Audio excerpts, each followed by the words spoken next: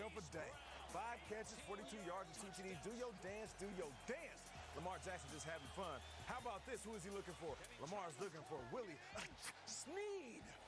Get it? Because Snead sounds like sneeze? All right, you guys don't. Bless you. Well, you know, bless the Ravens. Bless them. Because they are balling right now. Lamar for MVP is right. He was 15 for 20, 169, and 5 TDs. That ties his career high. The Ravens, they put a molly-whopping on the Rams. They put up 45, almost hit the 50 burger. And after the game, we hear from my favorite player in the league. This is going to be good. Mark Ingram, who doubled down on his campaign for Lamar Jackson to be named the league MVP. Big trust. Come see me. LJ, MVP. If you got a problem, come see me. Just run that back from last week. That's all I'm gonna say. Back on Good Morning Football. Man, people been trying me. Hey, good morning, everybody. They can't validate their That's literally opinions. what I was thinking. So, LJ for MVP. I mean, is he the greatest thing in football right now? He's the greatest. In the world. Go. They can't validate their opinions. That's what this segment's about. Here's the deal. First of all, I'm wearing a Keenan Allen jersey because I lost the challenge with the Chargers wide receiver. I'll be wearing it all week. This segment's going to call Fight My Five. It's kind of a relay race here. It's a power ranking segment. Nate had the first leg, and then I think it was Peter, and then Kay, and then I'm running anchor. And it's a lot easier now to power rank teams than it was a couple months ago because we know what time it is. Fight My Five. We'll see if you guys have any fight for this because I just think I'm right. Hey, Here we go. angry baby. Top 5 teams. It's not very the angry, toughest baby. part of the season to make a top 5 list. Pretty easy, Nate. Number 5, although look, maybe this is controversial. Number 5, my number 5 team right now, it's the New England Patriots. Oh! All right, come on, baby. So you cannot easy. validate your opinion. Come see me. What's that All right, asterisk? I got an asterisk. Let me tell you why. Because who cares? You're right. Here's my point. When John Wooden's UCLA Bruins were winning the championship every single year, a couple times they were the number 2 ranked team. Do you think they cared? Do you think they were mad at whoever was on the typewriter and making number 2? They're number 5. They could be 1. They could be 32. It doesn't matter. The New England Patriots are 5. And here's the interesting thing. You know, Belichick has been doing the NFL 100 with Rich Eisen and Chris Collinsworth, and we got some insight into him. And if you think that Bill Belichick's going to sit down and make some incredible historical reference, oh my gosh, you're right. Roll it. You can't win a war by digging a hole. You got to attack. I really believe that there's a way to win. You just have to figure it out. Look, fellas, it's just about doing our job. Come on, fellas, just do your job. Just do our job and get on to the next play.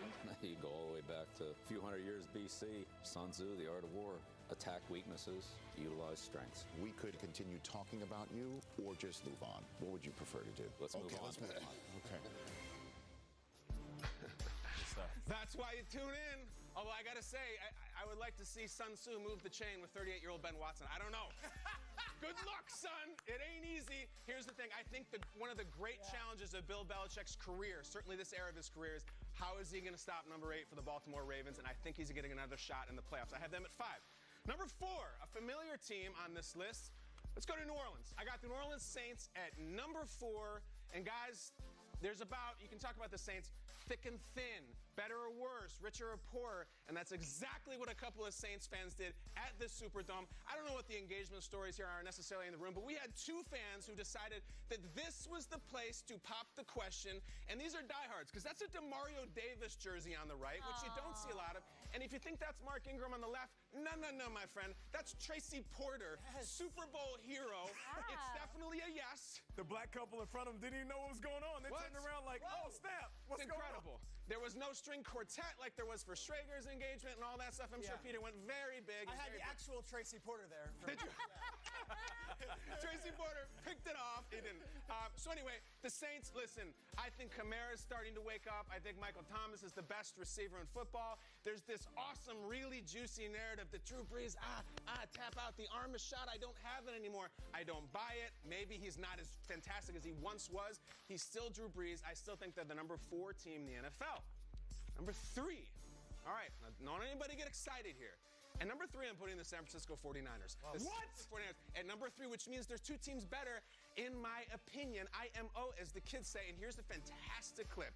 If you want to see how the team has rallied around Jimmy Garoppolo, that he is more than just a flash in the pan, more than just a pretty face. Richard Sherman, who has seen everything and been in every battle, listen to the passion that Richard Sherman has about his own quarterback, Jimmy Garoppolo. Jimmy Garoppolo is our leader, and we will follow him into the darkest of dark. We'll follow him into a dark alley, and I guarantee you won't touch him. Because you got guys that he goes to battle and to fight for us every day, and we have an obligation to go to battle and to fight for him. What do you guys think of that? What do you guys think of that? I never heard him talk about Russell Wilson that way, Kyle. Peter, that's a fantastic observation. He said if you go into the dark alley with Jimmy Garoppolo, I guarantee he won't be touched. And that's not a pretty face joke. That's like, we will fight for him. Look, the Niners are absolutely loaded. Maybe they should be 1, and not after last night. Maybe they should be 2. They do have a loss on the team, which brings me to team number 2. I'm going with Seattle. I am going with Seattle. And it's interesting, Peter, because I did not ever hear Richard Sherman say that about Russell Wilson or Cam or Earl or any of those guys. Speak for itself. But I also saw Richard Sherman lose to Russell Wilson this year. This is very simple. I do believe in power rankings, not power standings. I don't necessarily care about the records of the team. But head-to-head, this is very simple. Undefeated team at home takes the L to this guy. Very close game. Unbelievably well-contested team. But never mind the dark alley factor. I'm trying to think if there's a player I trust more in a big situation in all of football more than Russell Wilson. Maybe Brady, maybe Edelman, but this guy I trust more than anybody else right around this area and maybe even above him. I'm a huge Russ guy. Who isn't? But I have them as my number 2 team. And the number 1, guys, is just pretty simple. It's the Baltimore Ravens. I mean, can we have him above? Can we go up in the rafters here in our set? I could roll out any kind of statistic, any kind of highlight. Did you see these guys? Now, mind you, they flew across the country, and Peter loves talking about cross-country flights and time zone change and everything. They fly all the way to L.A. They're playing at night. They've been sitting around all day. Look at how these guys took the field. It's the beginning of the game. Roll the clip for me. And the energy of these guys is not amazing. 1, now wait for RG3 at the end. All the way, Ingram. Come on, RG3, and yeah! I mean, it's so good. Like, they take the field like a bunch of kids, and then they beat the hell out of the Rams like a bunch of bad dudes. The only question of this season, we talk football every day, all day, who is going to stop the Ravens? And we talk about it off the air. We're like, I don't know. There's people on the air like Tess and Booger who have no idea how they're possibly going to do it. This was the easiest decision in one of the easiest lists I have ever made. I spent a lot of time on my wedding do not play list for the DJ who didn't string for a band. The DJ, I spent hours on that. I spent 12 seconds on this, and the top was the easiest part. What do you guys think? I'm conflicted because I'm a former Seahawk, so I can appreciate them being at number 2. But the simple fact is they beat the 49ers, and the 49ers could have, and some say should have won that game. So it's almost like you have to respect the fact that they have a better record, and they should have won the game against Seattle at home. Should have, could have, didn't. And it wasn't in Seattle. It was there. It was in Levi Stadium. We've seen that place erupt recently. Listen, the 2 of them could be swapping. I love both of those teams. The tiebreaker has to be, and it's not like a week 3 matchup. This is a few weeks ago. I'll go Seattle by a hair. I hear you. That's all I got. Why do you think you did the head-to-head thing between the Seahawks and the Niners? Why do you trust the Saints over the Patriots right now? It's close. Yeah, it's really close. Why do you have the Patriots below the Saints? It's so hard for me to describe how I feel about this team.